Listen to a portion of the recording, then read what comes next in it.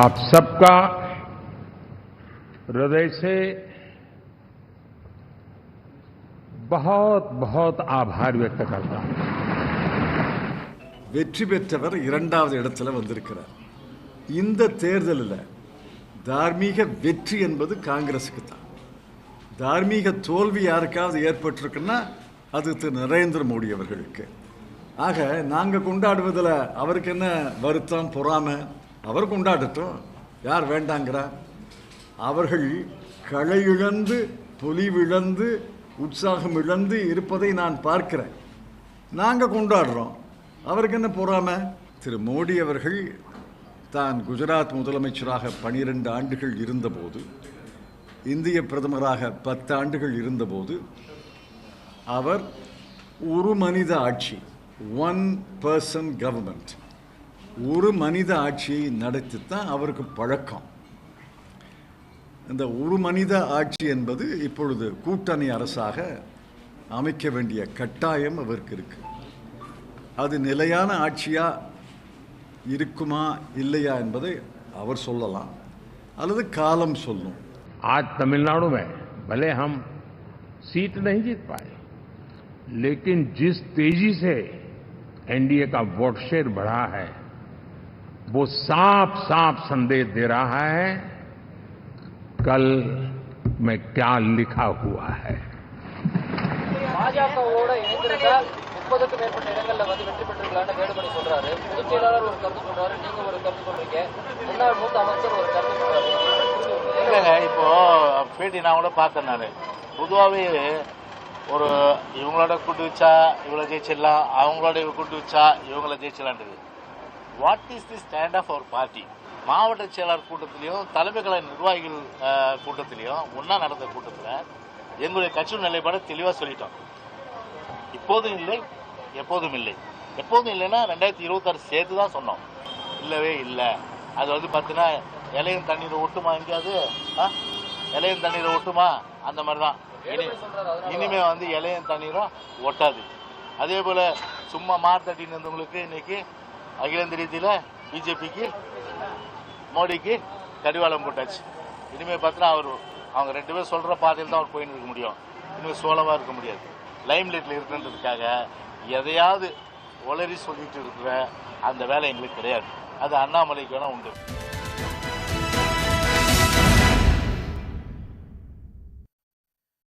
வணக்கம், இது கேள்விக்களம். அடுத்த ஆட்சி அமைவதற்கான ஏற்பாடுகள் கோலாகலமாக டெல்லியில தொடங்கி நடைபெற்று இருக்கிறத நம்ம பார்க்கிறோம். இந்த சூழல்ல தேர்தலில் மோடிக்குத்தான் தார்மீக தோல்வி, நாங்கள் தோற்கவும் இல்லை, தார்மீக தோல்வி என்று சொல்லியிருக்கிறார் ப. சிதம்பரம். நாங்கள் தோற்கவும் இல்லை, தோற்கவும் மாட்டோம் என்று சொல்லியிருக்கிறார் பிரதமர் மோடி. இது இப்படி இருக்க, இன்னொரு பக்கம் தமிழ்நாட்டில் தோல்விக்கு யார் காரணம் என்கின்ற வாதங்களை பேச்சுகளை முன்னெடுத்து வச்சிருக்கிறாங்க அதிமுகவும் பாஜகவும். அதிமுகவுக்கும் பாஜகவுக்கும் இடையே தேர்தலுக்கு பிறகும் மோதல் தொடரக்கூடிய அந்த சூழலை நம்ம பார்த்துட்டு இருக்கிறோம். மக்கள் இந்த மக்களவை தேர்தலுக்கு பிறகு பலம் பெற்றது யார், பலவீனம் அடைந்தது யார் என்கின்ற பொருளில் தான் இன்றைய கேள்விக்களம் கட்டமைக்கப்பட்டிருக்கிறது. நம்மோடு விருந்தினர்களும் இணைஞ்சிருக்கிறாங்க. பாஜகவிலிருந்து இணைந்திருக்கிற ஸ்ரீகாந்த் கருணேஷ் அவர்களை நிகழ்ச்சிக்கு வரவேற்கிறேன். பத்திரிகையாளர் மகிழ்நன் அவர்களையும் நிகழ்ச்சிக்கு வரவேற்கிறேன். மார்க்சிஸ்ட் கட்சியிலிருந்து இணைந்திருக்கிற மதுக்கூர் ராமலிங்கம் அவர்களையும் நிகழ்ச்சிக்கு வரவேற்கிறேன். இன்னும் சற்று நேரத்தில் விருந்தினர்களும் இணைய இருக்கிறாங்க. முதல்ல திரு மதுக்கூர் ராமலிங்கம் அவர்களிடமிருந்து கேட்கணும்னு நினைக்கிறேன். நாங்கள் தோற்கவும் இல்லை, தோற்கவும் மாட்டோம் என்று மோடி சொல்லி இருக்கிறாரு. இன்னொரு பக்கம் தமிழ்நாட்டில் சீட்டு வாங்கலினாலும் ஓட் ஷேர் வந்து இன்க்ரீஸ் ஆகிருக்குன்னு மோடி சொல்றதை நம்ம பார்க்கிறோம். தேர்தலில் மோடிக்குத்தான் தார்மீக தோல்வி, தார்மீக வெற்றி காங்கிரஸுக்கு என்று ப. சிதம்பரம் சொல்லியிருக்கிறத நம்ம பார்க்கிறோம். இப்போ போகக்கூடிய நகர்வுகளை நீங்க எப்படி பார்க்குறீங்க? உங்களுடைய கோணம் என்ன? இல்லை, இன்றைக்கு தேசிய ஜனநாயக கூட்டணி நாடாளுமன்ற உறுப்பினர்கள் கூட்டத்தில் நம்முடைய பிரதமராக பொறுப்பேற்க இருக்கிற 2 முறை பிரதமராக இருந்த குஜராத் மாடல் என்று சொல்லி 2014 ஆட்சிக்கு வந்த 2019 பாஜக அறுதி பெரும்பான்மை பெற்று அந்த தேசிய ஜனநாயக கூட்டணி என்பதே அவர்களுடைய நினைவுக்கு வரவில்லை. இப்பொழுது தான் அவர்கள் இந்த கூட்டத்தில் என்ன பிரதமர் பேசுகிறாருன்னா, ஆட்சி செய்ய பெரும்பான்மை முக்கியமில்லை, கருத்து ஒற்றுமை தான் முக்கியம் என்று பேசியிருக்கிறார். அவங்க என்ன சொல்கிறாங்கன்னா, நாங்கள் இப்போ ஒன்றும் கூட்டணி ஆட்சி அமைக்கலையே, எங்களுக்கு அறுதி பெரும்பான்மை இருந்த போதும் நாங்கள் கூட்டணி கட்சிகளை சேர்ந்தவங்களுக்கெல்லாம் அமைச்சர் பதவி கொடுத்துருந்தோமே அப்படின்னு இன்றைக்கி பாஜக நண்பர்கள் சொல்வதை பார்க்குறோம். ஆனால் எத்தனையோ முக்கியமான முடிவுகளை 2014 வெற்றி பெற்ற போதும் 19 வெற்றி பெற்ற பொழுதும் அந்த தேசிய ஜனநாயக கூட்டணி என்பதை நீங்கள் எப்போதாவது கூட்டியிருக்கிறீர்களா?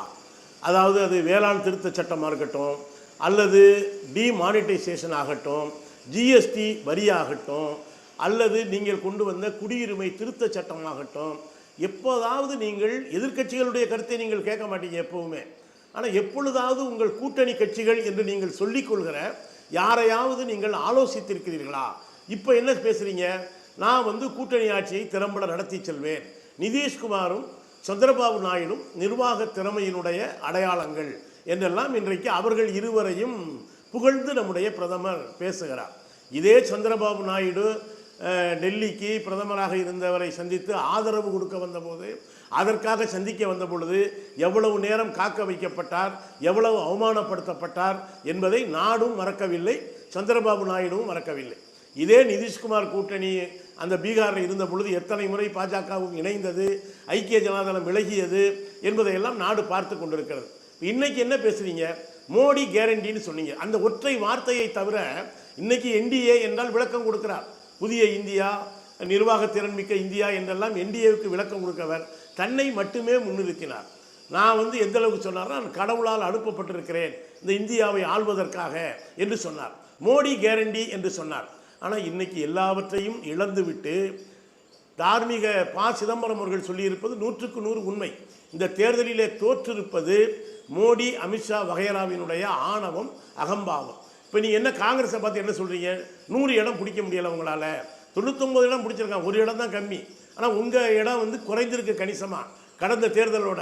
இந்த 99 பல தொகுதிகளை எடுத்தீங்கன்னா மிக குறைவான எண்ணிக்கையிலே தான் பாஜக வெற்றி பெற்றிருக்கிறது. ஆனால் இப்படி இந்த தோல்வியை கூட ஒப்புக்கொள்ளாமல் நான் வெள்ளற்கரியவன் என்றெல்லாம் தேர்தலுக்கு முன்னாலே பேசியதனுடைய மிச்ச சொச்சமாகத்தான் இப்பொழுதும் பிரதமர் பேசுகிறார். நீங்க இந்தியா கூட்டணியினால ஆட்சி அமைக்கிறாங்க. கடந்த இல்ல இந்தியா கூட்டணி ஆட்சி அமைக்க முடியலை, தேசிய ஜனநாயக ஆட்சி அமைக்கிறது என்பது உண்மைதான். ஆனால் இதே தேர்தலுக்கு முன்னாலே என்ன பேசுனாங்கன்னு தயவு செய்து எண்ணி பாருங்க. எதிர்கட்சிகள் பால்கனியில தான் அமருவீங்க, உங்களை நான் எதிர்கட்சியாக கூட அமர விட மாட்டேன் அப்படின்னு எல்லாம் சொன்னீங்க. ஆனால் இன்னைக்கு வாஜ்பாய் ஆட்சி காலத்துக்கு பிறகு ஒரு இப்போ பாருங்களேன், இன்னும் யாருக்கு என்ன இலாக்கா, என்ன துறை, யாருக்கு சபாநாயகர் என்பதில் எல்லாம் பாஜக ஒரு மிகப்பெரிய இழுபறியை சந்திக்க வேண்டும்.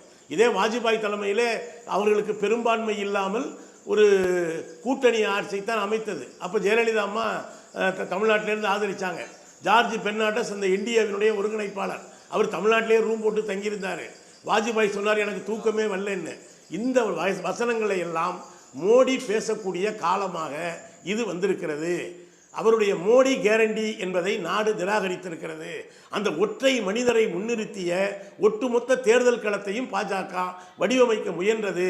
அந்த அகம்பாவத்திற்கு ஒரு பலத்த அடி கிடைத்திருக்கிறது. இந்தியா கூட்டணி அவங்க நினைச்சிருந்தா மேலே ஒரு பண்ணலாம், ஆனால் நாங்கள் எதிர்கட்சி வரிசையில் அமர்கிறோம் என்று இன்றைக்கு காங்கிரஸ் தன்னுடைய தமிழ்நாட்டுக்கு வாங்கல. தமிழ்நாட்டில் என்ன சொல்றாரு இவரு? நாங்கள் தமிழ்நாட்டில் வாக்கு சதவீதத்தை அதிகரிச்சிருக்கோம். கடந்த முறை எதிர்கட்சி வரிசையில தானே சார் உட்கார்ந்து ஆகணும். பெரும்பான்மையை நிரூபிச்சு ஆட்சி அமைக்கக்கூடிய அளவுக்கு காட்டணும்ல. அது மோடி பண்றாரு. எதிர்கட்சிகள் தொடர்ந்து மோடியை விமர்சிச்சுட்டே இருந்தீங்க. பாஜக ஆட்சிக்கு வந்தா கான்ஸ்டிடியூஷனை மாத்திருவாருன்னு இன்னைக்கு முதல் வேலையா போய் கான்ஸ்டிடியூஷன் எடுத்து கண்ணுல ஒத்திட்டு பார்லிமெண்ட்குள்ள போறாரு சார். இப்படிப்பட்டவரையா விமர்சிச்சீங்க? இல்ல, நீங்க சொல்றது உங்களுக்கே சிரிப்பா இருக்கும். இதே கான்ஸ்டியூஷனுக்கு மேலே எவ்வளவு கான்ஸ்டியூஷனுங்கிறது வெறும் புத்தகம் இல்லைங்க. இதே காங்கிரசினுடைய தலைவர் ராகுல் காந்தி அந்த செய்தியாளர் சந்திப்பில் அரசியல் சட்டத்தை எடுத்து காட்டினாரு. நீங்கள் அரசியல் சட்டத்தை என்ன மதிச்சீங்க? இந்த அதனுடைய ஜனநாயகம், கூட்டாட்சி. நம்ம கான்ஸ்டியூஷனில் மிக முக்கியமானது கூட்டாட்சி என்பது. நீங்கள் தமிழ்நாட்டை எடுத்துக்கோங்க. இங்கே ஒரு ஆளுநரை அனுப்பி ஒரு போட்டி அரசாங்கத்தை நடத்துனீங்களா இல்லையா? இன்னைக்கு நீட் தேர்வு குறித்து வந்திருக்கு. தமிழ்நாடு தொடர்ச்சியாக கேட்டுச்சு நீட் தேர்வில் விலக்கு வேணும்னு. இன்னைக்கு நண்பர் பாஜகவினுடைய பிரதிநிதி வந்திருக்கிறாரு. எவ்வளவு செய்திகள் வருது? நீட் தேர்வு என்பது ஒரு அப்பட்டமான மோசடி, அது தனியார் கார்ப்பரேட் பயிற்சி மையங்களால் நடத்தப்படுகிற ஒரு சூதாட்டம் என்பது தெரிய வந்திருக்கா இல்லையா? ஆனால் நீங்கள் தானே சொன்னீங்க நீட் என்பது ஒரு தகுதி, திறமை. தமிழ்நாடு தொடர்ச்சியாக கேட்டுச்சு. திமுக மட்டும் இல்லை, அதிமுக ஆட்சியில் இருந்த பொழுதும் நீட்டில் தமிழ்நாட்டுக்கு விலக்கு வேணும்னு கேட்டாங்க. ஆனால் இன்னைக்கு நீட் என்பது கிழிந்து தொங்குகிறது. தகுதி திறமைக்கெல்லாம் இடம் கிடையாது. ஒரு அப்பட்டமான எத்தனை இடத்துல ஒரே சென்டரை சேர்ந்தவங்க ஒரே மாதிரியான மார்க், முதல் மார்க் வாங்கியிருக்காங்க என்பதையெல்லாம் சொல்கிறாங்கல்ல. நீங்கள் சொல்கிறீங்க காங்கிரஸ் வந்து ஆட்சி அமைக்க முடியலைங்கிறது ஒத்துக்கிறோம். ஆனால் நான் எங்கள் பாஜகவால் அறுதி பெரும்பான்மையை கூட பெற முடியவில்லை. சிங்கிள் லார்ஜஸ்ட் பார்ட்டியாகத்தான் வந்திருக்கிறது என்பதை ஒத்துக்கொள்வதில் நம்முடைய பிரதமருக்கு என்ன தயக்கம்னு எனக்கு தெரியல. ஏன்னா அவர் என்ன சொல்கிறாரு, நாடு முக்கியம், அரசியல் சட்ட, நீங்கள் சொல்கிறீங்க இல்லையா, அரசியல் சட்டப்படி எல்லா மதங்களும் சமமான முக்கியத்துவம் உடையவை நம்முடைய பிரதமர் இன்றைக்கு பேசியது. ஆனால் மரியாதைக்குரிய பிரதமர் அவர்களே, நீங்கள் ஊபியில் என்ன பேசுனீங்க, ராஜஸ்தானில் என்ன பேசுனீங்க? அதிக பிள்ளை பெற்றுக்கொள்பவர்கள், ஊடுருவல்காரர்கள் காங்கிரஸ் ஆட்சிக்கு வந்தால் உங்கள் தாலியை கூட படித்து இஸ்லாமியர்களுக்கு கொடுத்துரும் என்று இந்த அளவுக்கு இன்னைக்கு தமிழ்நாட்டுக்கு நன்றி சொல்கிறீங்க. ஆனால் ஒடிசாவில் போய் என்ன பேசுனீங்க? சோமநாதர் ஆலயத்தினுடைய சாவி தமிழ்நாட்டில் இருக்குன்னு பேசுனீங்களே. இப்போ ஒரு பிரதமர் வந்துங்க அந்த இடத்துக்கு தகுந்த மாதிரி பேசக்கூடாது. நீ தமிழ்நாட்டுக்கு நன்றி சொல்கிறீங்க, இதே ஊபியில் போய் என்ன பேசுனீங்க? தெற்கு மாநிலங்கள் எல்லாம் ஊபிக்கு எதிராக இருக்குன்னு பேசுனீங்க. ஆனால் இன்னைக்கு என்ன நிலைமை? ராமர் கோயிலை மட்டுமே முன்னிறுத்தினீங்க. ஆனா அந்த ராமபிரான் ஆலயத்தை நீங்கள் அமைத்திருக்கிற அயோத்தியில அந்த தொகுதியில 240 சீட்டை கொடுத்திருக்காங்க, கொடுத்துதான் உள்ள அனுப்பிச்சிருக்காங்க மக்கள். 35 வருஷத்துல வந்து 232 சீட்டுக்கு மேல வாங்கினது பிஜேபி மட்டும்தான். காங்கிரஸ் அது போல செக்யூர் பண்ணவே இல்லை. அப்போ ஒரு தனிப்பெரும் கட்சியாக, பலம் பெற்ற கட்சியாக பாஜக இருக்குது, மக்கள் அங்கீகரிச்சிருக்கிறாங்கிறத மறுக்க முடியுமா? இல்லை, அதுதான் நான் சொல்கிறேன். இவ்வளவு மோசமான பிரச்சாரம் நீங்கள் செய்த பிறகும் கூட, நீங்கள் ஒவ்வொரு மாநிலத்துக்கு தகுந்த மாதிரி மாற்றி மாற்றி பேசியும் கூட, அரசியல் சட்டத்தினுடைய சாராம்சத்தை எல்லாம் கேள்விக்கு உள்ளாக்கிய பிறகும் கூட, நான் தேவதூதன் என்று சொன்ன பிறகும் கூட, நான் பயாலஜிக்கலாக உருவாக்கப்பட்டவனே அல்ல என்று சொன்ன பிறகும் கூட மோடியினால் வெற்றி பெற முடியவில்லை. மோடி என்கிற பிம்பம், வெள்ளற்கரியவர் என்கிற பிம்பம் துடைத்து எறியப்பட்டு விட்டது. நீங்க ராமர் கோயிலை காட்டி ராமர் கோயிலுங்கிறத எவ்வளவு பேசுறீங்க? ராமர் கோயிலுக்கு வராதவங்களுக்கு ஓட்டு போடாதீங்க. ஆனா ராமர் கோயில் அந்த இருக்கிற தொகுதி மக்களே உங்களுக்கு ஓட்டு போடல. இதை முதல்ல ஒத்துக்குங்க, அப்புறம் அவங்க சீட்டை பத்தி பேச. ஓகே, நம்ம வருவோம், விரிவா பேசுவோம். திரு ஸ்ரீகாந்த் கருணேஷ் அவர்களிடம் பார்வையை பெறணும்னு நினைக்கிறேன். எக்ஸ்பெக்ட் தி அன்எக்ஸ்பெக்டட் அப்படின்ற மாதிரி உத்தரப்பிரதேசம் கைவிட்டுருச்சு, உங்களுக்கு ஒடிசா, ஆந்திராவெல்லாம் வந்து கை கொடுத்துருக்கிறத பார்க்குறோம். ராமர் கோயிலை வச்சு பிரச்சாரத்தை வந்து தேர்தலில் களத்தை சந்திச்சிங்க, ஆனால் அந்த பகுதியிலேயே வந்து வெற்றி கிடைக்கல. இது ஒரு புதுமையான ஒரு ஆட்சியாக மோடி செய்ய வேண்டியதாக இருக்குமோ? அவர் வந்து ஒரு 1% கவர்மெண்ட்டாக நடத்திட்டு இருந்தார். இப்போ வந்து he forced to coalition government. ஒரு பக்கம் நிதிஷ் சொல்றதையும் இன்னொரு பக்கம் சந்திரபாபு நாயுடு அவர்கள் சொல்றதையும் கேட்க வேண்டிய நிர்பந்தத்திற்கு தள்ளப்பட்டிருக்கிறாரு. நீங்க 10 ஆண்டு மாதிரி செஞ்ச மாதிரியெல்லாம் ஃப்ரீயாலாம் ஆட்சி பண்ண முடியாதுன்றாங்க. முதல்ல நான் வந்து உங்கள் கேள்விக்கு பதில் சொல்கிறதுக்கு முன்னாடி மதுக்கூர் ராமலிங்கம் நான் பேசுனதுக்கு வந்து சில கருத்துக்கள் முன்வைக்கணும்னு நினைக்கிறேன். பொதுவாகவே எனக்கு வந்து கம்யூனிஸ்ட் இயக்க தலைவர்கள் பேசும்போது நிறைய புள்ளி விவரங்களோட பல வரலாற்று தகவல் தருவாங்க. இதுதான் முதல் முறையாக இவ்வளோ மோசமாக வந்து உண்மைக்கு புறம்பான ஒரு தகவல் ஒருத்தர் பேசி கேட்குறேன். ஏன்னு கேட்டால் அவருக்கு வந்து 2-3 மிக முக்கியமான விஷயங்கள் மாற்றி சொல்கிறாங்க. எதுக்காக நான் சொல்கிறேன்னா, முதல் விஷயம் வந்து பாஜக வந்து கூட்டணி ஆட்சி இது வரைக்கும் அவங்க செய்யலை, அவங்களுக்கு தெரியாது, இனிமேல் மோடி ஒன்றுமே செய்ய முடியாது அப்படின்னு ஒரு விஷயத்த சொல்கிறாங்க. அதுக்கப்புறம் சொல்கிறாரு, இந்த மாதிரி அவங்க ராமர் கோயிலில் முன்னிறுத்துனாங்க, மோடி பண்ணல. இல்லை அவர் ஒரு விஷயத்தை புரியறதே, அவர் அடிப்படை புரிதலே என்ன இருக்குன்னா, இப்போ அவர் ராகுல் காந்தி தான் பிரதமராக போகிறாருன்னு நினச்சிட்டு இருக்காரு போல இருக்கு. யார் பிரதமர்னே அவருக்கு தெரியல. பாவம், தோல்வி அடைந்து விட்டார். தோல்வி அடைந்து இப்போ யார் கவர்மெண்ட் ஃபார்ம் பண்ண போறா, யார் ஜெயிச்சிருக்கா? சார் அவங்க என்ன சொல்றாங்கன்னா, நாங்க 8வது பாஸ், நீங்க 10வது ஃபெயில். சூப்பர் நல்ல உதாரணம் சொல்லி. நாங்கள் என்ன சொல்கிறோம், நாங்கள் பிகாம் படிக்கும்போது ஒரு பேப்பர் அரியர்ஸ் வச்சுருக்கோங்கிறோம். இல்லை நான் 7வது பாஸு, நீ பிகாம்ல அரியர்ஸ் அப்படின்னா எப்படி இருக்குமோ நல்ல உதாரணம் சொன்னீங்க. ஏன்னா அவங்க வந்து ஒரு திறம் வாய்ந்த அப்போசிஷன் பார்ட்டியா அங்க இயங்க முடியும். ஆனா அதே மாதிரி ஒரு தனித்துவமா நீங்க வந்து ஒரு ஆளும் கட்சியா இயங்க முடியாது. ஒரு பக்கம் சந்திரபாபு நாயுடு மன்சி கூட வந்து ஒரு பெரிய இலாக்கா கேக்குறாரு. இந்த மாதிரி ஹேஷியத்தை உருவாக்குறீங்க. இன்னைக்கெல்லாம் அவங்க வந்து அவர் பாதம் தொட்டு வணங்குறதுக்கு போறாரு நிதிஷ். அவர் வந்து சந்திரபாபு நாயுடு புகழ்றாரு அவரை. அதனால எல்லாரும் சிறப்பாக ஆட்சி செய்ய போற பாசிட்டிவா நினைங்க ஒரு விஷயம். ரெண்டாவது விஷயம், 2014 எங்க கவர்மெண்ட்ல யார் யார் இருந்தான்னு நீங்க நினைக்கிறீங்க? வெறும் பாஜக அமைச்சர்கள் மட்டும்தான் இருந்தாங்களா? தெரியுமா உங்களுக்கு தகவல்? 5 கேபினட் அமைச்சர்கள் எங்க கூட்டணி கட்சியிலிருந்து கொடுத்திருந்தோம். 5. இன்னைக்கு என்ன 6 பேர் மினிஸ்டர் கேக்குறாங்க. அடடா ஒரு நிமிஷம் கேளுங்க. 19லயும் அப்ப கூட நாங்க வந்து கிளியர் மெஜாரிட்டி இருந்தோம். 280 பிளஸ் இருந்தோம் 14ல. இதுல 303க்கு மேல இருந்தோம். நாங்க 303ல இருக்கோம். அப்பவும் கூட நாங்க வந்து 5 கேபினட் அமைச்சர்களும் 2 பேர் மினிஸ்டர் ஆஃப் ஸ்டேட். அப்ப வந்து நீங்களா பார்த்து கொடுத்தீங்க. அப்படி இல்லம்மா. இப்போ அவங்களா கேக்குறாங்க. சிராக் புஷ்வான் எனக்கு இது வேணும். யாரா கொடுப்பாங்களா? நாங்க வந்து கூட்டணியை இணைச்சுக்கிட்டு தான் போறோம். கூட்டணியை எங்க கூப்பிட்டீங்களாங்கிறாரு. அவங்களை கூப்பிட்டு கலந்து அவங்க தான் எங்க மந்திரி மண்டலே இருக்காங்களே. அதுக்கப்புறம் அவங்க என்ன தனியா கூப்பிடுறது? அவங்க தான் முடிவுகளே எடுக்கிறார்கள். எல்லாரோடும் சப்கா சாத் சப்கா விகாஸ்ங்கிறத எங்க கொள்கையே. அனைவரும் இணைந்து அனைவருக்குமான முன்னேற்றம். அப்படிதான் போறோம், அப்படிதான் கொண்டு செலுத்துவார். ரெண்டாவது, மோடி தவறான ஒரு புரிதல்களால அவர் குறிப்பிடுறாரு. அவர் வந்து பயாலஜிக்கலின்னு அதெல்லாம் வந்து தப்பான ஹிந்தி தெரியாம அந்த குழப்பங்கள் அவங்க எல்லாம் பேசுறது இல்லைங்கண்ணா. அதுக்கப்புறம் அப்ப இங்கிலீஷும் தெரியாம அது அவர் என்ன சொன்னாரு? நான் உடனே திருமூலர் பாட்டு சொல்றேன். என்னை நன்றாய் அண்ணா அவர் என்ன பேசுறாரு? என்னை நன்றாய் படைத்தன இறைவன் தன்னை நன்றாய் தமிழ் செய்யுமாறு. அவர் அப்படிதான் சொன்னாரு. நான் என்னை இறைவன் வந்து எங்க அம்மா மொழியா தான் வந்ததா நினைச்சேன். இல்ல அப்படி எல்லாம் தெரியுங்க. நீங்க ஹிந்தில சொல்லுங்க, நான் விளக்கம் சொல்றேன். அவர் சொன்னாரு, ஏ உர்ஜா ஜோ முஜே மிலி ஹை, எனக்கு கிடைத்திருக்க சக்தி. இந்த வயசுல நீங்க எப்படி ஆக்டிவா இருக்கீங்க? பயாலஜிக்கலி அம்மா இருந்த வரைக்கும் நான் அதை உணரல, இப்பதான் உணர்றேன்றாரு. ஏ உர்ஜா எனக்கு கிடைத்திருக்க சக்தி. மோடியுடைய பயோகிராஃபி எழுதுற நிரஞ்சன் முகாபாத்யாய் அவர் சொல்றாரு. உங்களுடைய கருத்தை நீங்க உங்க நேரத்தில் பதிவு செய்யுங்க. நான் அவங்க கேட்ட கேள்விக்கு பதில் சொல்லிடுறேன். ரெண்டாவது, அதே மாதிரி ப. சிதம்பரம் அவர்களும் பேசுறாரு. அவங்களுக்கு எல்லாம் என்ன நினைச்சிட்டு கூட இந்த 99 வாங்கினோன்னா 100க்கு 99 வாங்கிட்டோன்னு பாவம் நினைச்சிட்டாங்க போல இருக்கு.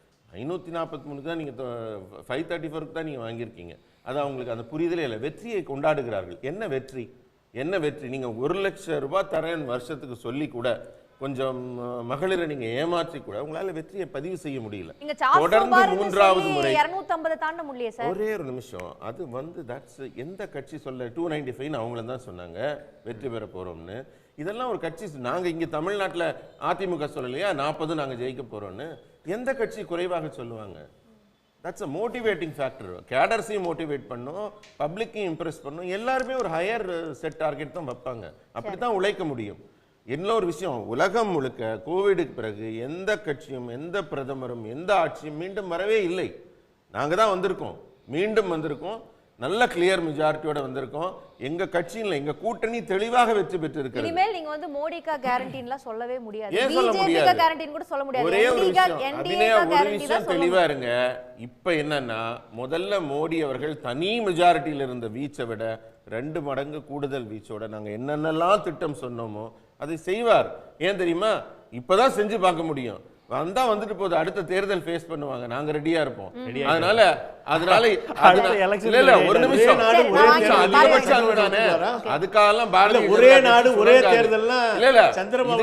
பாரதிய ஜனதா கட்சி பின்வாங்குது. எங்க கொள்கைகளையும் நாட்டுக்கு தேவையான நல்ல திட்டங்களையும் நாங்கள் மிக வேகமாக முன்னெடுப்போம். அதுல எந்த சுணக்கமும் இருக்காது.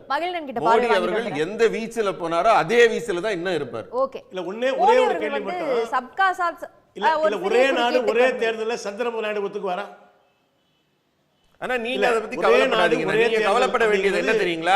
40 MP 50 MP இருந்த உங்க கம்யூனிஸ்ட் கட்சி இன்னைக்கு கேரளால ஒரு எம்பில தேஞ்சு போய் நொண்டிக்கிட்டு இருக்கு. இந்தியா ஃபுல்லா 2 MP 4 MP. நீங்க கவலைப்பட வேண்டியது உங்க கட்சி பத்தினா. எங்க கட்சி பத்தி நீங்க கவலைப்படாதீங்க. ரொம்ப ஓட்டாண்டியா இருக்குது கம்யூனிஸ்ட் கட்சி தான். அதை கவனிங்க. கொரோனாவுக்கு பிறகுதான் கேரளாவுடைய பார்வை வாங்கிட்டு வந்தறேன் ஆட்சிக்கு வந்தது. சரி சார், ஓகே.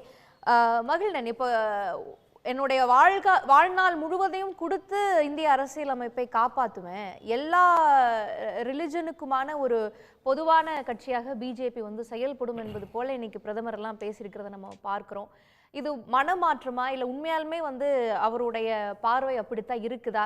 அப்போசிஷன் பார்ட்டி தப்பா ப்ரொஜெக்ட் பண்ணியிருக்காங்களா? இதை எப்படி பார்க்குறீங்க? ஆமாம், இஸ்லாமியர்கள் வந்து கூஸ்பேட்டின்னு சொன்னாங்க, இஸ்லாமியர்கள் வந்து நிறைய குழந்தை பெற்றுக்கிறான்னு சொன்னார். இப்படிலாம் சொல்லிட்டு எலெக்ஷனுக்கு பிறகு சந்திரபாபு நாயுடுவுக்கு வர்றதுக்கான கதவை நாங்கள் அப்படி மொத்தமாக சாத்தி வச்சுட்டோம் அப்படின்னு சொன்னார். நிதிஷ் பாபுவுக்கும் அதே மாதிரி கதவை சாத்தி வச்சுட்டோம்னு சொல்லி அமித்ஷா சொன்னார். அதுக்கு பிறகு நிதிஷ்குமார் அண்ட் சந்திரபாபு நாயுடு வீட்டினுடைய பின்வாசல் வழியாக கூட்டணி அமைத்திருக்கிற பிரதமர் மோடி அவர்கள் இப்படி தான் பேசியாகணும். நாங்கள் எல்லா மதத்துக்கும் இதானவங்க.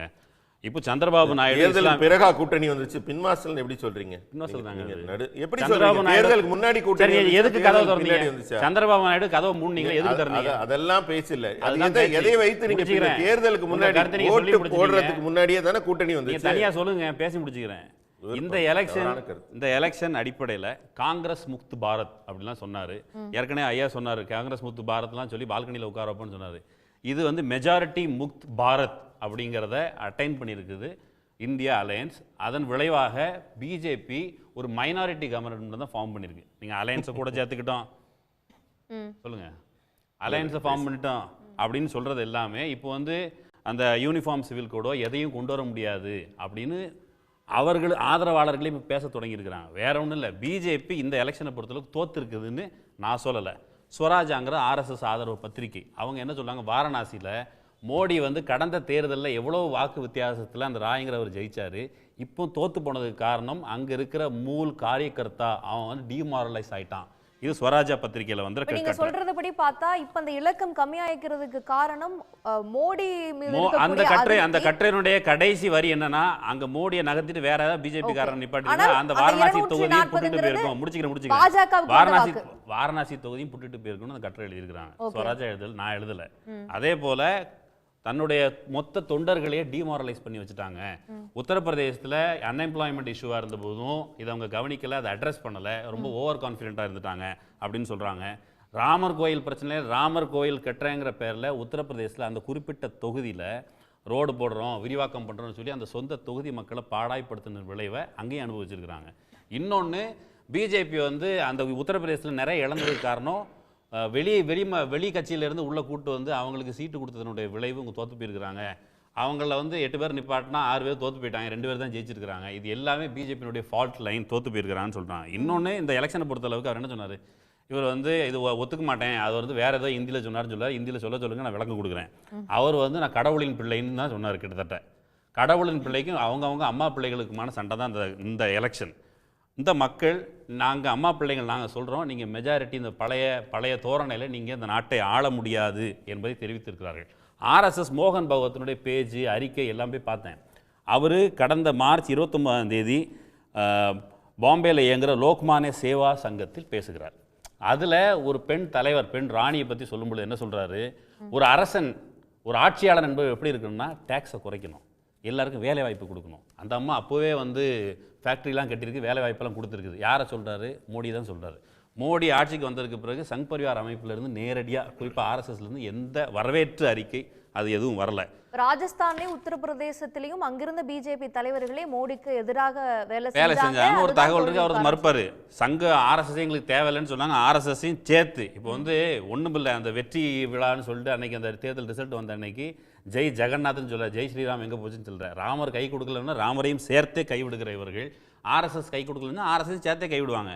ஒன்றும் இல்லை, இந்த எலெக்ஷனை பொறுத்தளவுக்கு பாஜக இவ்வளோ பின்னடைவை சந்தித்த பிறகு மிக முக்கியமான காரணம் 80கள் இறுதியில் மண்டல் கமிஷன் மண்டல் கமிஷன் பரிந்துரைக்கு பிறகு அது நடைமுறைக்கு வருதுன்னு உடனே கமண்டலத்தை தூக்கிட்டு இந்தியா முழுக்க சாதி வாரியாக மக்களை கூறு போடுகிற வேலையை செய்து பிற்படுத்தப்பட்ட பட்டியல் சாதி மக்களை தங்களுக்கு சார்பாக அணிதிரட்டி கொண்டிருந்தவர்களை இந்த எலெக்ஷனில் கரெக்டாக மண்டல் பாலிடிக்ஸை முன் வச்சதனுடைய விளைவு பிஜேபி சங் பரிவார் அமைப்பில் இதை எதிர்கொள்ள முடியல. குறிப்பாக அந்த ராமர் டெம்பிள் இருக்கிற இடத்துல அந்த தொகுதியில் சமாஜ்வாதி கட்சியை சேர்ந்த ஒரு பட்டியல் வகுப்பை சார்ந்த ஒரு வேட்பாளர் அவர் தோற்கடிச்சிருக்கார். 2 முறை சிட்டிங் எம்பியை தோற்கடிச்சிருக்கிறார். இன்னும் சொல்லப்போனால் வேற யாரும் ஓட்டு போட வரலைங்க. இப்போ வந்து ராமர் வந்து எல்லா இடத்துலையும் நிரம்பி இருக்கிறார் அப்படிங்கிறது உங்கள் நம்பிக்கை தானே. வாக்காளர்கள் உங்களுடைய அந்த தொகுதியிலே ராமர் சார்பாக நீங்கள் வெளியே போ அப்படின்னு சொல்லியிருக்கிறாங்க. ராம பக்தர்களாக இருந்தால் உண்மையாக இருந்தால் நீங்கள் இதை வெளியே போயிருக்கணும் தார்மீகமாக ஏற்று. இவர் சந்திரபாபு நாயுடு முன்னாடி மோடியை கிட்டத்தட்ட அவர் வந்து ஒரு இடி இதெல்லாம் வச்சுக்கிட்டு பொலிட்டிக்கல் கம்பல்ஷன் செய்கிறாரு அப்படின்னு சொல்கிறாங்க. அதெல்லாம் நினச்சி தான் இப்போ வந்து ஆதித்யா தாக்கரே சிவசேனாவுடைய அந்த ஒரு ஆதித்யா தாக்கரே அவர் என்ன சொல்லியிருக்கிறாரு, தயவு செஞ்சு நீங்கள் அவங்ககிட்ட நீங்கள் ஸ்பீக்கர் போஸ்ட்டு வாங்கி வச்சுருங்க, இல்லை உங்கள் கட்சியும் சேர்த்து ஆட்டையை போட்டு போயிடுவாங்க, அதனால் கவனமாக இருங்க அப்படின்னு சொல்லியிருங்க. அதே ஒரு பரஸ்பர நம்பிக்கை இல்லாமல் முன்னாடி சந்திரபாபு நாயுடுவுக்கு எதிராக பேசியவர்கள், முன்னாடி நிதிஷ்குமாருக்கு எதிராக பேசியவர்கள் இப்போ ஒரு சந்தர்ப்பவாதமாக கூட்டணி அமைத்து கொண்டு இப்போவும் மோடியால் முதல்ல மோடிக்கா கேரண்டின்னு சொல்லி பெரும்பான்மை கிடைக்காத நேரத்தில் மோடிக்கே கேரண்டி இல்லைங்கிற நிலையில் தான் என்டிஏ நாங்கள் ஜெயிச்சிருச்சோம், நாங்கள் முன்னாடியே வந்து எல்லாம் பண்ணிட்டோம், இப்போ காமன் சிவில் கூட நாங்கள் கொண்டு வருவோம் அப்படின்னு இந்த இடத்துல சொல்லலை அவர். நான் எல்லாத்தையும் கொண்டு வருவோம்லாம் சொன்னாங்கல்ல, இன்னைக்கு மோடி பேசும்போது அப்படி எதையுமே பேசலை. காமன் சிவில் கூட கொண்டு வரும், ஒரே நாடு ஒரே தேர்தலை கொண்டு வரும், அப்படி எதையும் சொல்ல போறது இல்ல, செய்யவும் விட மாட்டாங்க. இந்த விஷயங்களுக்கு ஒண்ணும் இல்லைங்க. சந்திரபாபு நாயுடு இஸ்லாமியர்களுக்கு இடஒதுக்கீடு கொண்டு வரணும்னு சொன்னார்ல, அவர் வாக்குறுதி கொடுத்திருக்காரு. கொண்டு வரும்போது மோடி என்ன நடவடிக்கை எடுப்பாரு? நாங்க வந்து பட்டியல் சாதிகள் பிற்படுத்தப்பட்டவர்களுடைய இடஒதுக்கீடு அந்த பக்கம் புடிங்கி கொடுத்துருவான்னு சொன்னாங்கல்ல, புடிங்கி கொடுத்துற போற சந்திரபாபு நாயுடு, அந்த சந்திரபாபு நாயுடுல எந்த காரணத்திற்காக தமிழ்ல சொன்னா கொஞ்சம் ஆக்ரோஷமா இருக்குங்கள, ஷேம்லெஸ்ஸா எதுக்கு கூட்டணி வச்சிருக்காங்க அதை அவங்க தரப்புல தான் சொல்லணும். மற்றபடி இந்த குறிப்பிட்ட நாளில் மெல்ல மெல்ல மோடி இங்கே வந்து வேற ஒன்றும் இல்லை, ஒரு சாதாரண விஷயம் இதை மட்டும் சொல்லி முடிச்சிடுறேன். 1967 கர்நாடகாவில் அசம்பிளி எலெக்ஷனில் அவர் பேர் வந்து ராம் சேவக், பேரே நல்ல மங்களகரமான பேர். அவர் வந்து ஒரு வெற்றி விழா இதை நடத்துகிறார். எதுக்கு வெற்றி விழான்னு பிஜேபி ஜனசங்கத்துக்கு டெபாசிட் கிடச்சிருச்சு அப்படின்னு சொல்லி வெற்றி விழா நடத்துகிறார்.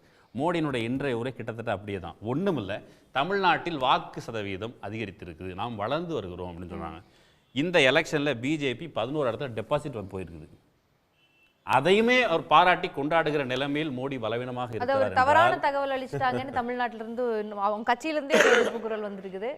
ஆமாங்க, மோடியே இதை அட்வொகேட் பண்றாருன்னு சொன்னா மோடியினுடைய நிலை எவ்வளவு பரிதாபமா இருக்கு ரொம்ப வெளிப்படையா. அதாவது தம்பி இப்ப இந்த நேரம் கடைசி செய்தினதுனால நான் குறுக்கிடுறேன், நீங்க என்ன மகிழனே கூப்பிடலாம். இந்த அரங்கத்துல பேசும்போது என்ன மகிழன் சொன்னாரு. அவர் சொன்ன கருத்து வந்து அது நம்ம பண்பாடு அந்த மாதிரி சொல்ற குறிப்பிட்ட நேரடி பரவாயில்ல.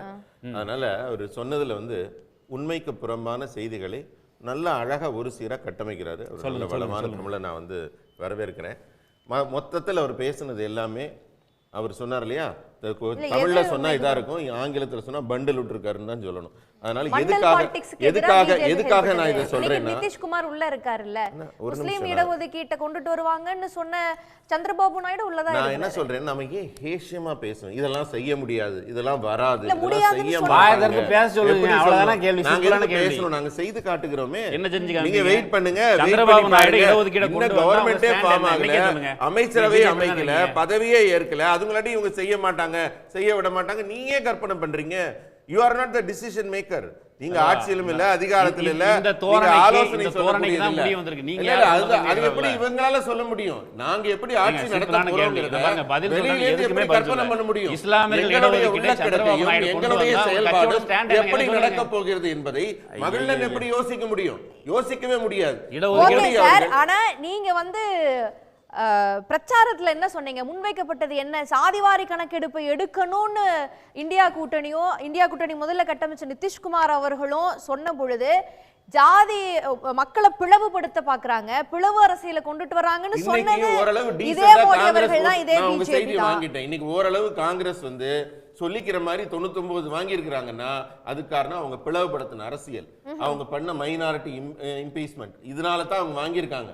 அந்த அதத்தான் பிரதமர் வன்மையாக கண்டித்தார். போட்டியிட்ட மேற்பட்ட வேட்பாளர்கள் நீங்க பிளவுபடுத்தி அந்த காங்கிரஸ் போன்ற கட்சிகள் இடஒதுக்கீடு, இஸ்லாமியர் இடஒதுக்கீடு, சாதிவாரி கணக்கெடுப்பு எல்லாமே இருக்கும். மாறுபட்ட கருத்துக்கள் கூட்டணியில் இருந்தா இருக்கும். இன்றைக்கு ஒரு கூட்டணியில இதே திமுக பிரச்சாரத்துல முக்கியமா இருந்தது இதுதான் சார். போற இடம்லாம் பிளவு அரசியல பண்றாங்க, நான் சொல்றேன், முஸ்லிம்களுக்கு தூக்கி கொடுத்துருவாங்கன்னு சொல்லி தான் பிரச்சாரம் பண்ணாரு. பண்ணது ராகுல் காந்தி, அதை நாங்க விளக்கி சொன்னோம். மைனாரிட்டி அப்பீஸ்மென்ட் பண்ணி ஜாதி அரசியல் பேசி அவங்க கணக்கு எடுத்தாங்கல்ல, 2011 கணக்கு எடுத்தாங்கல்ல, ஜாதி கணக்கீடு ஏன் வெளியிடல? இப்ப எடுக்கணும்னு சொல்றாங்க நிதிஷ்குமார் வந்தா எடுக்கணும்னு சொன்னார்னா எடுப்பீங்களா மாட்டீங்களா? அதெல்லாம் ஏன் மறுபடியும் கற்பனையில பேசுறீங்க, ஹேசியமா ஏன் பேசுறீங்க? அந்த முடிவு மந்திரி சபை எடுக்கும். மந்திரி சபை எடுக்கும், எல்லா முடிவுகளும் சரி, எடுக்கும், பாப்போம். எடுக்க மாட்டாங்கங்கிற சரி, நிலைப்பாடு. ஓகே. ரெண்டாவது ஒரே ஒரு விஷயம் சொல்லணும், கூட்டணி பத்தி சொன்னாரு, முரண்பட்ட எண்ணத்தோட இருக்கும்னு. திமுக விமர்சிக்காத காங்கிரஸா, இந்திரா காந்தியோட பெண்மையை விமர்சிக்காத திமுகவா?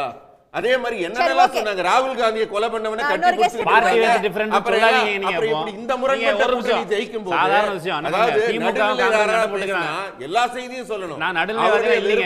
அவர் வந்து தவறான புரிதல் வேண்டாம். ஒரே விஷயம், பார்ட்டி வித் டிஃபரன்ஸ் எந்த அடிப்படையில் சொல்றீங்க கேள்வி, எப்படி சொல்றீங்க? We are definitely party. நாங்க வந்து நாட்டை முன்னிறுத்தி போறோம், குடும்ப அரசியலை முன்னிறுத்தி போல, ஊழலை முன்னிறுத்தி போகல, சொந்த சம்பாத்தியத்தை முன்னிறுத்தி சொல்லுங்க. அதெல்லாம் ஏன் இங்க இருக்கிறவங்க எல்லாம் என்ன பண்ணிட்டாங்க? விரல் நீட்டி ஒரு குற்றச்சாட்டு சொல்லுங்க, விரல் நீட்டி ஒரு குற்றச்சாட்டு சொல்லுங்க. எங்க இருக்கிறவங்க நீங்க தான் இருக்கீங்க. அதாவது குடும்ப அரசியலையும் ஊழல் அரசியலையும் ஒழித்து விட்டார்கள். திரு சுமந்த், நீங்க இந்த தருணத்தை எப்படி கணக்கிடுறீங்க? மோடி அரசாங்கத்திற்கு, இனி அமைய போற அரசாங்கத்திற்கு நிறைய நெருக்கடிகள் இருக்குமா? நிறைய இலாக்காக்களை கோர் மினிஸ்ட்ரியே வந்து கேட்டிருக்காங்க. நிதிஷ்குமார் தரப்பாகட்டும், சந்திரபாபு நாயுடு அவர்கள் தரப்பாகட்டும், அதெல்லாம் கொடுக்கப்படுறதுக்கான வாய்ப்புகள் இருக்குமா? நீங்க எப்படி பாக்குறீங்க? முதல்ல இந்த இதுல ப்ரெடிக்ட் பண்றதுங்கிறதுக்கு இப்ப ரொம்ப காலத்துக்கு முன்னாடி இருக்கிறோம். ஏன்னா இன்னும் அமைச்சரவையே வந்து யார் இருக்க போறாங்கன்னு தெரியல. ஆனால் அமைச்சரவை அறிவிக்கப்படும் போது ஓரளவிற்கு நமக்கு தெரிய வரலாம். இப்ப முக்கியமான அமைச்சரவைகள் எல்லாம் பாஜக கைவசம் வச்சுக்கிறாங்க. மத்த எல்லா இது ஒரு விஷயம் நம்ம ஞாபகம் கிடையாது, நிதிஷும் சந்திரபாபு நாயுடு மட்டும் கிடையாது. ஓகே, திரு மதுக்கூர் அவர்களிடம் கேட்கணும்.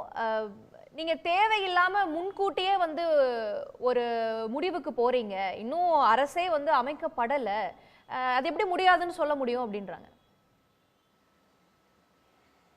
இல்லை, இப்போ மகிழ்நனை பார்த்து அவங்க ஸ்ரீகாந்த் சொல்கிறாங்க, you are the not decision மேக்கர்னு. இதுதான் பிரச்சனை. இப்போ மோடி அவர்களே is not a decision maker. நீங்கள் என்னவெல்லாம் செய்வேன் என்று சொன்னீர்களோ அந்த முடிவுகளை கூட நீங்களே நடைமுறைப்படுத்த முடியாது. நான் அவர் கூட கேட்டார், ஒரே நாடு ஒரே தேர்தல் ஏன் கவலைப்படுறீங்கன்னு.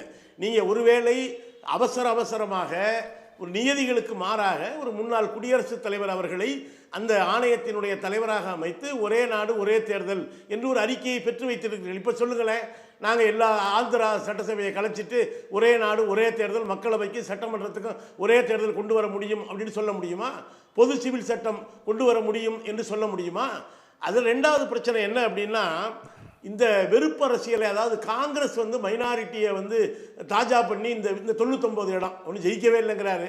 அப்புறம் 99 இடம் மைனாரிட்டி நீங்கள் மெஜாரிட்டியை அஃபீஸ் பண்ண முயற்சி பண்ணீங்க, மெஜாரிட்டி உங்களை நிராகரித்திருக்கிறார்கள்.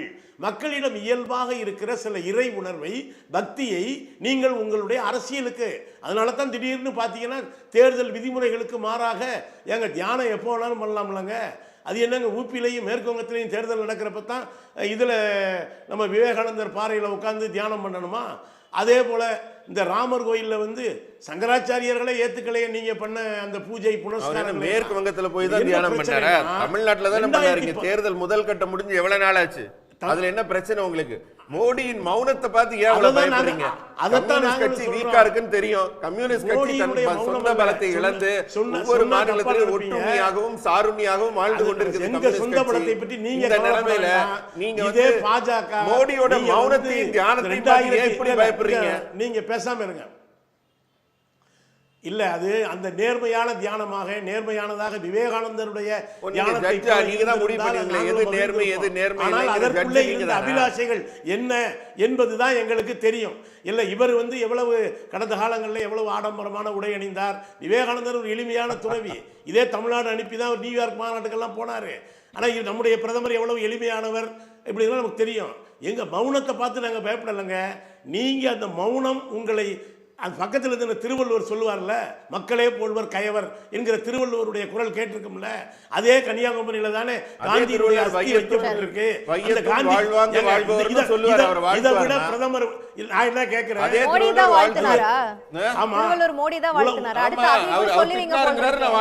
அது அவர் பார்வை, இது என்னுடைய பார்வை. சரி, இப்போ இல்ல இல்ல, அதான் அவர் அடுத்த குரலை விட்டாருப்பா. இல்ல இல்ல இல்ல, அவர் சொன்னது கரெக்ட் தான். அவர் இல்ல இல்ல, அவர் தன்னையே இல்லை இல்லை, அவர் சொல்றது சரிதான். அடுத்த குறளை விட்டுட்டாரு. வானுரையும் தெய்வத்துள் வைக்கப்படும் என்று தன்னையே தெய்வமாக கருதி கொண்டார். அதனால தானே ஒருத்தருக்கு வாய் தவறி கூட உளர்றாரு. ஒடிசாவில் மோடி வந்து சோமநாதர் பக்தர்ல, சோமநாதரே இவருடைய பக்தர் தான், ஜெகநாதருடைய பக்தர்லாம் சொன்னதை பார்த்தோம். அதெல்லாம் ஒரு பக்கம் கேட்டான். இந்த மாய பிம்பம் உடைக்கப்பட்டிருக்கா இல்லையா? இதுதானே பிரச்சனை. நீங்க வந்து இப்போ உடைக்கப்பட்ட ஆட்சி இழந்துட்டாங்களா சார்? இதே உடைக்கப்பட்டு என்ன ஆயிட்டாங்க? ஆட்சி அமைக்கிறார்ல, மூன்றாவது முறையாக வரலாறு படைத்திருக்கிறார்ல. ஆமா, உங்களால 50 MP வாங்க முடியுமா சார்? இப்ப உங்களால 50 MP வாங்க முடியுமா? ஆட்சி அமைக்கிறது அப்புறம் நீங்களே ஒரு காலத்துல 2 MP இதே பாஜகவும் கூட 2 MPக்கள் இருந்திருக்கு. இதே தமிழ்நாட்டுல எவ்வளவு நீங்க என்ன சொன்னீங்க? அண்ணாமலை ஃபேக்டர் என்னாச்சு தமிழ்நாட்டுல? இப்ப எப்படி மோடி சொல்லுங்க, தெரியல. என்னாச்சு சொல்லுங்க, நான் கேக்குறேன். உங்க பார்வையை சொல்லுங்க. வாங்கி இருக்கு கொஞ்சம் இல்ல, கொஞ்சம் நம்ம இருங்க, கொஞ்சம் அமைதியா இருங்க. நான் பேசுறதுக்கு தாராளமா நீங்க பதில் கண்டிப்பா சொல்லுங்க. இதை பொறுத்த வரைக்கும், தமிழ்நாட்டை பொறுத்த வரைக்கும் என்ன பிரச்சனைன்னா, நீங்க வந்து அதிமுக இல்லாமல நாங்கள் ஆட்சிக்கு நாங்கள் பெரும்பான்மை இடங்களை பிடிப்போம்லாம் சொல்லிங்க. அங்கே ஒரு ஜாதிய கூட்டணியெல்லாம் அமைச்சிங்க. இதே தமிழ்நாட்டில் என்னாச்சு? அண்ணாமலை ஃபேக்டர்னு சொன்னீங்க. அண்ணாமலை மிகப்பெரிய தலைவராக ஆனால் இன்னைக்கு நம்முடைய பிரதமர் பாராட்டுகிறார். நீங்கள் சொன்னீங்க இல்லையா, தமிழ்நாட்டில் தேர்தல் நடக்கிறப்ப விவேகானந்தர் பார்கள் தானே, தமிழ்நாட்டில் தேர்தல் நடக்கிறப்ப முதல் கட்ட தேர்தலில் 8 முறை வந்தீங்க. ஆனால் அடுத்தடுத்து பார்த்தீங்கன்னா ஊபியில் போய் என்ன பேசுறீங்க? தமிழ்நாடு உங்களுக்கு எதிராக இருக்காங்க. இதே நான் என்ன கேட்குறேன், நண்பர் ஸ்ரீகாந்த் இவ்வளோ கோவப்படுறாருல, உண்மையை பற்றி பேசுகிறாருல. தமிழ்நாட்டுக்காரங்கெல்லாம் பீகார்காரங்களை, பீகார் தொழிலாளி அடிக்கிறாங்கன்னு ஒருத்தர் வீடியோ தயாரித்து வெளியிடுறான். அவனை தூக்கி நீங்கள் கட்சியில் மறுபடியும் சேர்த்துக்கிறீங்க. அந்த குறைந்தபட்சம் அவனை கட்சியை விட்டு வெளியே தூக்கி எறிய கூட உங்களுக்கு ஒரு தார்மீக பலம் இல்லை. இப்படி மாநிலத்துக்கு மாநிலம் சண்டை இழுத்துடுறீங்க, மொழிக்கு மொழி சண்டை இழுத்துடுறீங்க. இதெல்லாம் வந்து கேட்க போனா இது என்ன பிரச்சனை தெரியுமா?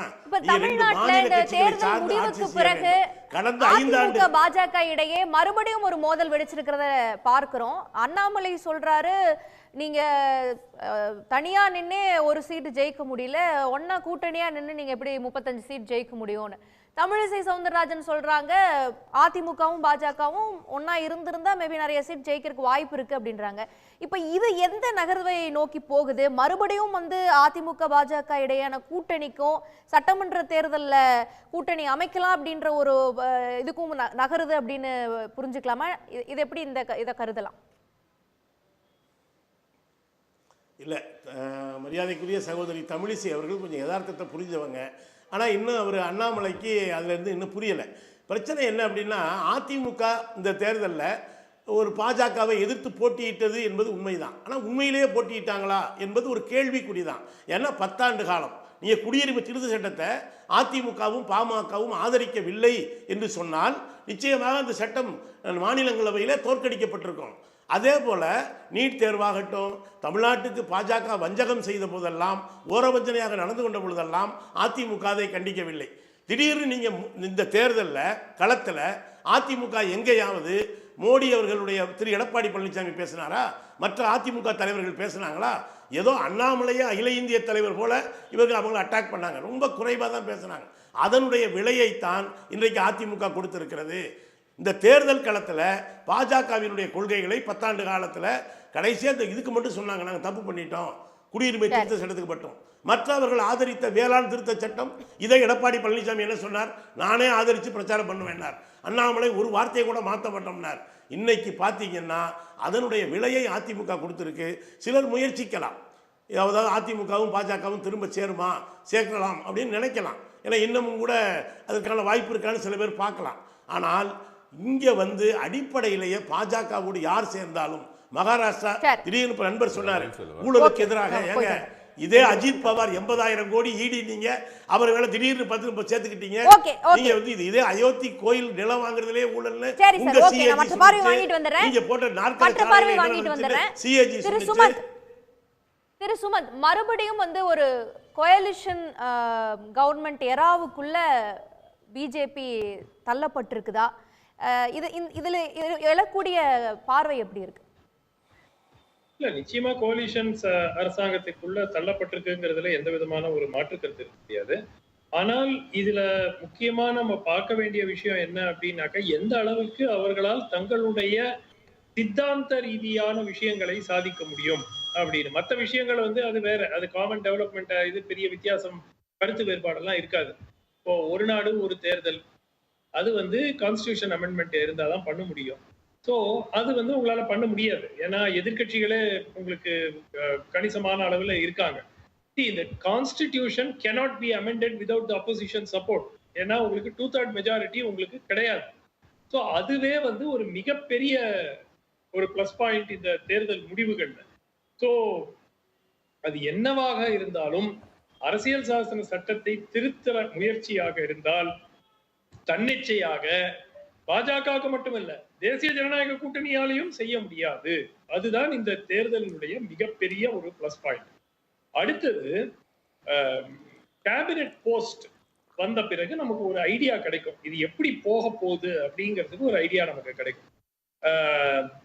முக்கியமான பதவிகள், அதாவது ஹோம், டிஃபென்ஸ், ஃபைனான்ஸ், நிதித்துறை, பாதுகாப்புத்துறை, உள்துறை, அது தவிர வெளியுறவுத்துறை போன்ற முக்கியமான போர்ட்போலியோஸ் எல்லாம் இவங்க கிட்டே பாஜக கிட்டே இருக்குமா, இல்ல முக்கியமா சபாநாயகர் பதவி பாஜக கிட்ட இருக்குமா, இல்ல பாஜக வந்து வேற வழி இல்லாமல் டிடிபிக்கு அந்த சபாநாயகர் வந்து பதவியை விட்டு கொடுக்க வேண்டுமா, இதெல்லாம் பார்த்தால்தான் இது என்ன அளவுக்கு மோடியுடைய இரண்டாவது ஆட்சிக்கும் மூன்றாவது ஆட்சிக்கும் என்ன வித்தியாசம் என்று நமக்கு தெரிய வரும்.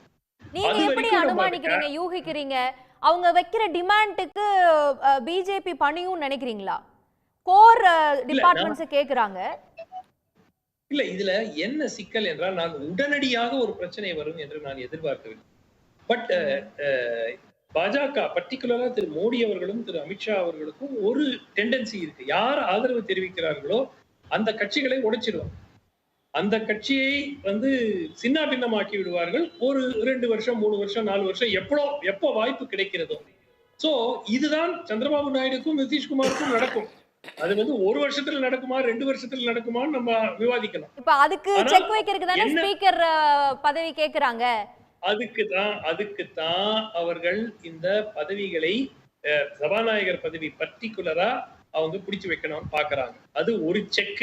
சபாநாயகர் பதவியை பாஜக விட்டு கொடுத்தாலே ஒரு மிகப்பெரிய சாதனை, வந்து ஒரு பெரிய பாசிட்டிவ், ஜனநாயக ரீதியாக ஒரு மிகப்பெரிய பாசிட்டிவா பார்க்கலாம். ஏன்னா திரு ஓம் பிர்லா அவர்கள் சென்ற பாராளுமன்றத்தில் எப்படி செயல்பட்டாருங்கிறது உலகத்துக்கே தெரியும். அது வந்து ரொம்ப ஒரு பாராளுமன்ற மரபுக்கு மீறி எப்படி அவர் செயல்பட்டார் அப்படிங்கிறது எல்லாருக்கும் தெரியும். ஸோ மெயின் இஷ்யூ என்னன்னா, அடுத்த ஒரு வாரம் 10 நாட்களுக்குள் ஒரு ஐடியா கிடைத்துவிடும். எந்த அளவுக்கு பாஜகவினுடைய கை ஓங்கும், பாஜகன்னு நான் சொல்ல மாட்டேன், திரு மோடி திரு ஷா, ஏன்னா அவர்கள் 2 பேர் தான் இந்த கட்சியை வந்து இன்னைக்கு டிசிஷன்ஸ் மேக்கர்ஸ் அப்படிங்கிறது. மற்றவங்க எல்லாம் வந்து அதை ஆமோதிக்கிற நிலைமையில தான் இருக்காங்க. அதுக்கு எதிராக இன்னைக்கு ஒரு க்ளூ கிடைச்சது, திரு கட்கரி அவர்கள் அமர்ந்தே இருந்தார். மற்றவங்க எல்லாம் வந்து அந்த ஸ்டாண்டிங் ஓவேஷன் எழுந்து நிற்கும் போது திரு கட்கரி அவர்கள் மற்றவங்க எல்லாம் வந்து அந்த பெஞ்சை வந்து தட்டினாங்க. அவர் தட்டவும் இல்லை, எழுந்திருக்கவும் இல்லை. ஸோ அதுல இருந்து ஒரு சின்ன ஒரு இண்டிகேஷன் நமக்கு கிடைச்சிருக்கும். சரி, எழுந்திருக்க முடியல, வேற தலைவர் பதவி வேற கொடுக்க போறாங்களாமே. அப்ப மோடி அவர்களுடைய பவரை வந்து டைல்யூட் பண்ணணுங்கிறதுல கட்சிக்குள்ள குறியா இருக்காங்க அப்படிங்கறது புரிஞ்சுக்கலாமா?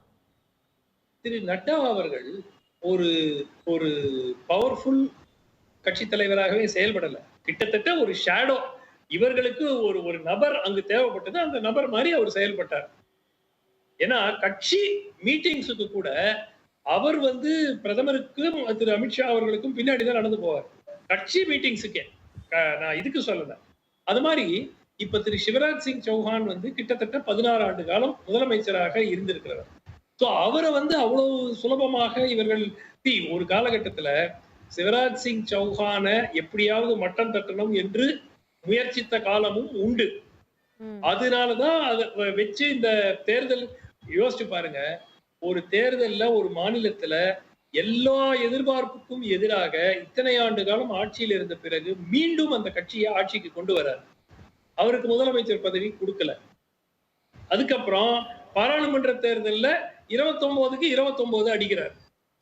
ஸோ நிச்சயமா வந்து அவருடைய எதிர்பார்ப்புகள் இருக்கும் இல்லையா, he has earned it. So அவருக்கு கட்சி தலைவர் பதவி வந்தால் நிச்சயமாக அவருக்கு ஒரு அப்ரோச்சும் வந்து இன்னும் கொஞ்சம் சாஃப்டரா இருக்கும். எல்லாரையும் வந்து இதுதான் தேசிய அரசியல் மத்தியில தமிழ்நாட்டு அரசியலை பத்தி உங்ககிட்ட நான் கேட்கணும்னு நினைக்கிறேன். இப்போ வேலுமணி அவர்கள் வந்து 2 பேரும் ஒன்னா போட்டிக்கிட்டு இருந்தா 35 சீட் ஜெயிப்போம் அப்படின்னு சொல்றதையும், ஜெயக்குமார் ஒரு பக்கம் அதுக்கு மறுக்கிறதையும், அதிமுகவுக்குள்ளேயே ஒரு பிளவு இருக்குங்கிறத புரிஞ்சுக்கலாமா? மறுபடியும் தமிழிசை சவுந்தரராஜன் வேலுமணி அவர்களுடைய ஸ்டேட்மெண்ட்டுக்கு சப்போர்ட்டிவா பேசுறாங்க, அண்ணாமலை அதற்கு எதிர்ப்பா பேசுறாரு. இப்போ பாஜகவுல தமிழ்நாட்டு தலைமையில் ஒரு மாற்றம் வருமா, இல்ல இவங்க 2 பேரும் சேர்ந்து சட்டமன்ற தேர்தலை சந்திக்கிறதுக்கான ஒரு ஏற்பாடு நடக்குது அப்படிங்கிறத நம்ம அனுமானிக்கலாமா? முதல்ல ஒரு தோல்விக்கு பிறகு எல்லா கட்சிகளிலும் உள்ளுக்குள்ள முணுமுணுப்பு வரும். வராம இருந்தாதான் அது ஆச்சரியம். ஏன்னா அதுவும் இவ்வளவு பெரிய தோல்வி, ஒரு இடம் கூட ஜெயிக்கல. அது அதிமுகவா இருந்தாலும் சரி, பாஜக கூட்டணியா இருந்தாலும் சரி. சோ நிச்சயமா முணுமுணுப்புகள் இருக்கும். திரு வேலுமணி அவர்கள் கூறியது யதார்த்தம். அதுதான் சிச்சுவேஷன். 35 சீட் இல்ல, 10 சீட்டு ஜெயிச்சிருக்கலாம்.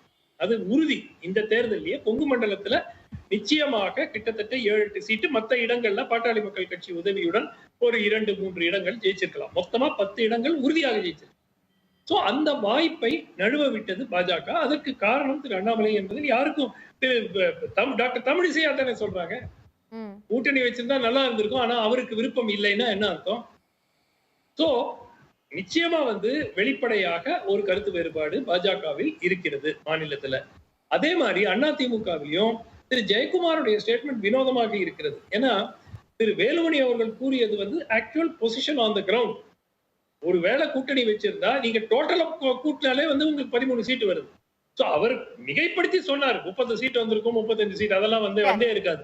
2 கட்சியும் ஒன்னா இருந்தா கூட அவ்வளவு வந்திருக்காது. பட் 10 சீட் உறுதியாக வந்திருக்கு. ஓகே, இதற்கிடையே லட்சுமி ராமச்சந்திரன் அவர்களும் இணைஞ்சிருக்கிறாங்க. மேம், நீங்க மம்தா, அகிலேஷ் இவங்கெல்லாம் சொல்றாங்க எப்படியாவது காங்கிரஸ் ஆட்சி அமைக்கிறதுக்கு முயற்சிக்கணும் என்கிற விஷயத்த முன்வைக்கிறாங்க. இன்னைக்கு என்டிஏ கூட்டம்லாம் நடந்துச்சு, பார்த்துருப்பீங்க. சீக்கிரம் முடிசூட்டு விழாலாம் நடக்க போகுது. காங்கிரஸ் என்ன பண்ண போறீங்க?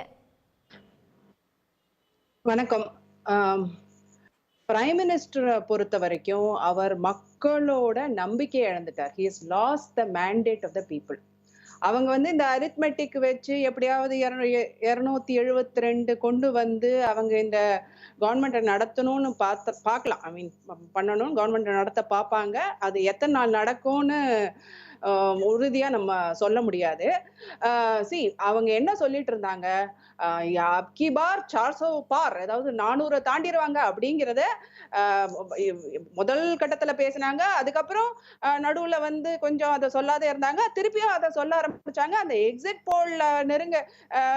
போல் இன்னைக்கு அதை திருப்பி எல்லா ஊடகங்களும், ஏன்னா அவங்களோட ஸ்போக்ஸ் பர்சன் ஆயிட்டாங்க. இவங்க எலெக்ஷன் எக்ஸ்பர்ட்ஸா இருக்கட்டும், போல்ஸ்டர்ஸா இருக்கட்டும், ஊடகங்களா இருக்கட்டும், எல்லாருமே ஆளும் கட்சியோட ஸ்போக்ஸ் பர்சன்ஸ் ஆகி அவங்களே, நீங்க பாத்தீங்கன்னா மோடி அவர்களை இன்டர்வியூ பண்ண ஜேர்னலிஸ்ட், அதுவும் சீனியர் ஜேர்னலிஸ்ட்லாம் என்ன சொன்னாங்க, இந்த எலெக்ஷனை பத்தி நம்ம பேசணும், நம்ம இப்போ 2029 பத்தி பேசலாம் போல இருக்கே, இதுதான் உறுதி ஆயிருச்சே, நம்மளோட வெற்றி உறுதி ஆயிருச்சே, 400க்கு மேல வந்துருவோமே அப்படிங்கிற மாதிரி இந்த மாதிரிதான் கேள்வியே கேட்டாங்க அவர்கிட்ட, பிரதமர் கிட்ட.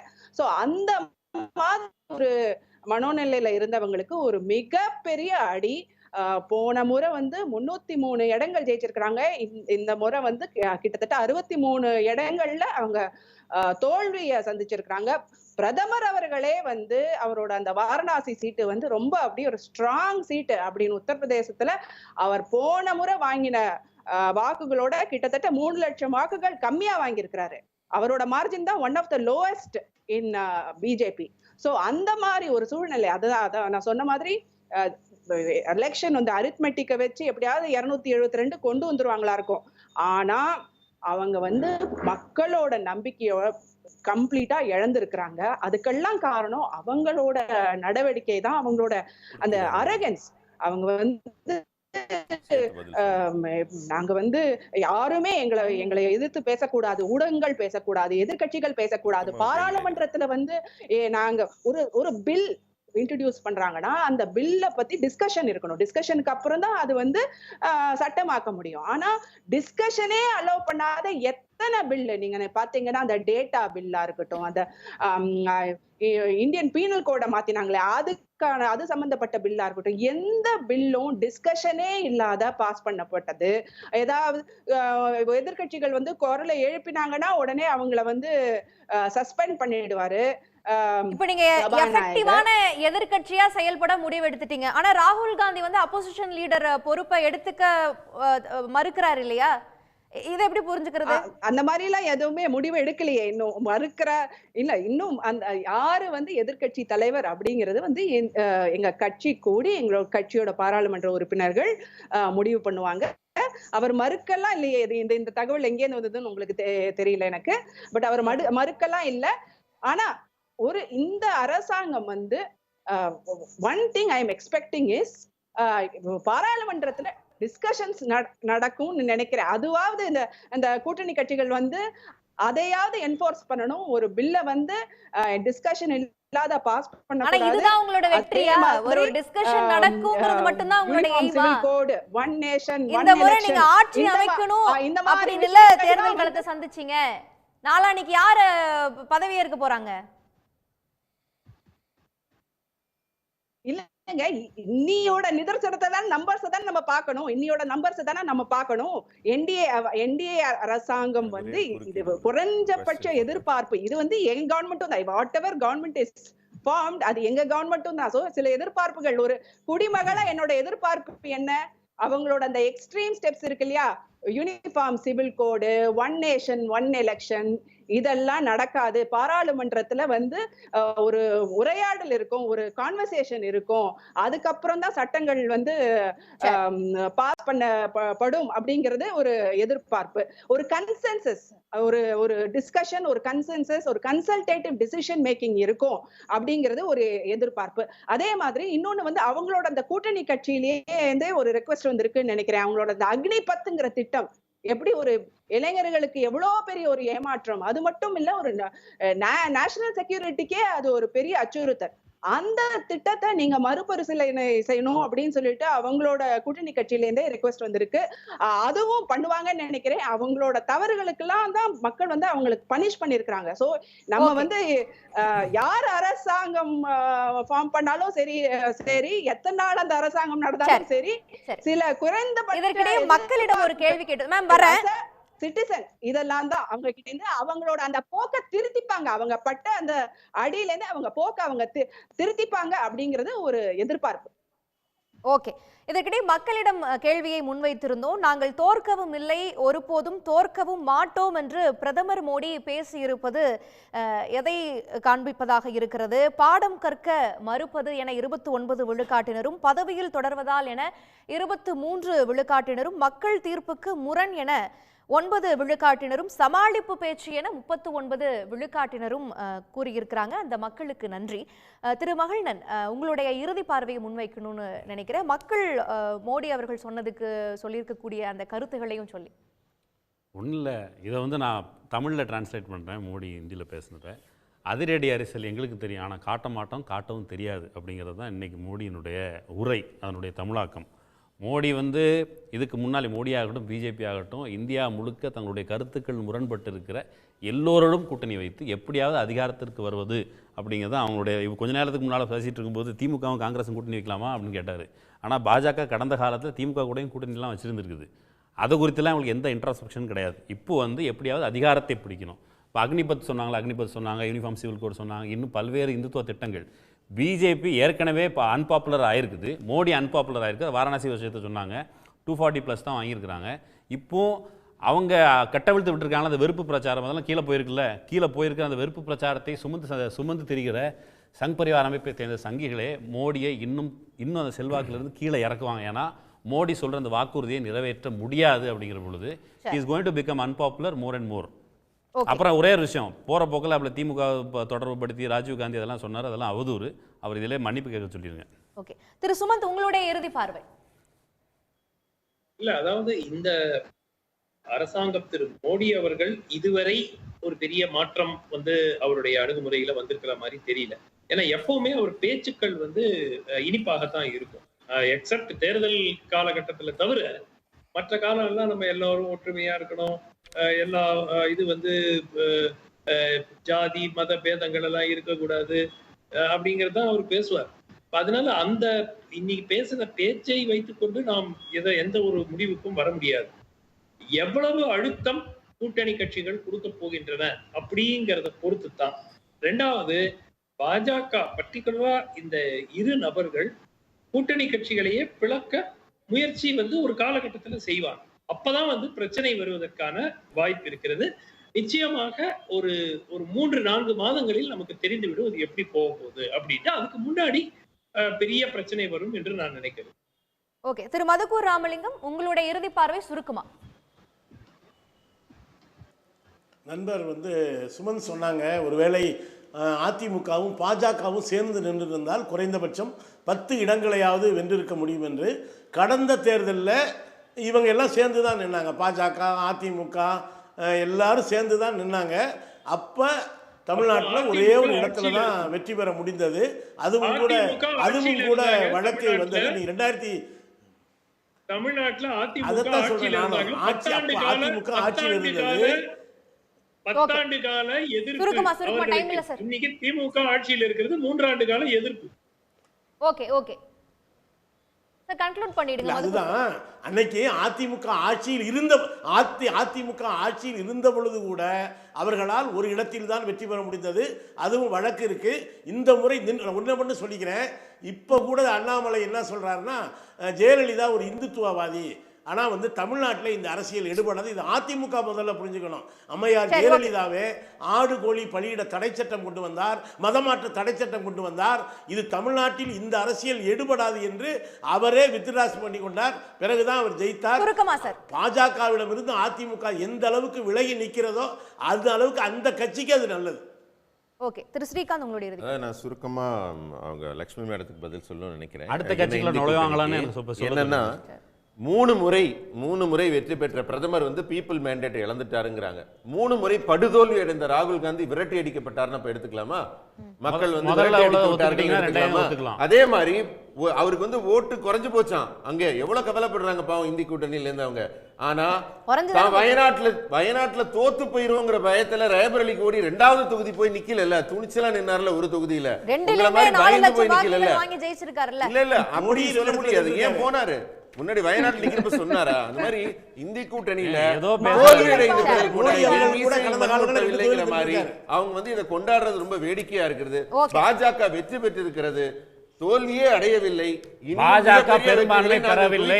அது ஒரு மைனாரிட்டி கவர்மெண்ட். அதனால மைனாரிட்டி கவர்மெண்ட் இதோட கேவலமா இது மட்டும் மைனாரிட்டி அக்யூஸ்மென்ட் பத்தி பேசுற பிஜேபி ஒரு மைனாரிட்டி அளவுல தான் மேண்டேட் வச்சுக்கிட்டு மைனாரிட்டி கட்சிகளை சந்திரபாபு நாயுடுவையும் மெஜாரிட்டி ஆட்சி நடத்த போறாங்க. வெற்றி பெற போறாங்க. மைனாரிட்டி அக்யூஸ்மென்ட் தான். அதனால தான் மைனாரிட்டி அரசியல், மத அரசியல் எல்லாம் மீட் எடுக்க போறாங்க. எனக்கு ஒரு கேள்வி இருக்கு. இவங்க அந்த விமென்ஸ் பில் 33% ரிசர்வேஷன் அந்த பில் பாஸ் பண்ண அதுக்கு 2 கண்டிஷன் வச்சிருந்தாங்க. ஒன்னு சென்சஸ் முடிக்கணும், இன்னொன்னு டீலிமிட்டேஷன் எக்ஸசைஸ் முடிக்கணும். அது ரெண்டும் இது பண்ண அப்புறம் தான் அந்த 33% கொடுக்கப்படும்னு ஒரு கண்டிஷன் வச்சிருந்தாங்க. எனக்கு இவங்க அது நடக்க போகுதா இல்லையா? விமென்ஸ் ரிசர்வேஷன் பில் இம்ப்ளிமெண்டேஷன் இல்ல அதுக்குள்ள கவர்மெண்ட் கவிழ்ந்துடுமா அப்படிங்கிறது தான் என்னோட கேள்வி. உங்களுடைய பகல் கனிவு பலிக்காது. 5 வருஷம் உறுதியான செம்மையான ஆட்சி நடத்தி எங்களுடைய எல்லா இலக்குகளையும் நாங்கள் நிறைவேற்றுவோம். நீங்க வேடிக்கை பார்த்துட்டே இருக்க வேண்டியதுதான். பொறுத்திருந்து பார்க்கலாம். நிதிஷ்குமார் சந்திரபாபு நாயுடு தான் முடிவு பண்ணணும். பொறுத்திருந்து பார்ப்போம். அமைய போற அரசு 3வது முறையாக வெற்றிகரமான ஒரு ஆட்சியை கொடுக்க போகுதா இல்ல சவால்கள் நிறைந்த ஆட்சியை சந்திக்க போகுதா அப்படிங்கறத பொறுத்திருந்து தான் பார்க்கணும். பங்கு கொண்ட விருந்தினர்களுக்கும் பார்த்த நேயர்களுக்கும் நன்றி. மீண்டும் ஒரு கேள்விக்களம் நிகழ்ச்சியில் சந்திப்போம். உடனுக்குடன் செய்திகளை தெரிந்து கொள்ள சன் நியூஸ் பெல் ஐகானை கிளிக் பண்ணுங்க.